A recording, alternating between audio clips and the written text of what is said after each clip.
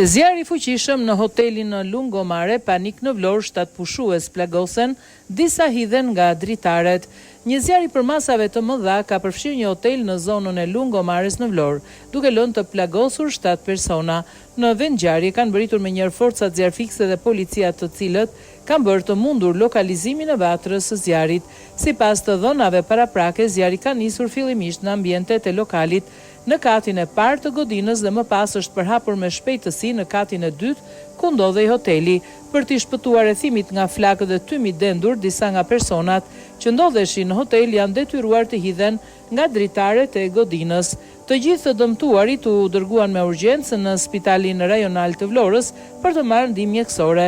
6 prej personave të dëmtuar janë shtetas nga Kosova, ndërsa një prej tyre shtetas nga Rësheni. 2 prej të plagosurve janë transportuar drejt Tiranës për trajtime të specializuar, ndërsa 4 persona të tjerë janë nështruar ndërhyrjeve kirurgjikale. Pas ndërhyrjes forcave zjarfikse për izolimin e plot të flakëve, policia dhe grupi hetimor kanë nisur punën në vendin e ngjarjes për të përcaktuar shkaqet dhe rrethanat e rënies së zjarrit.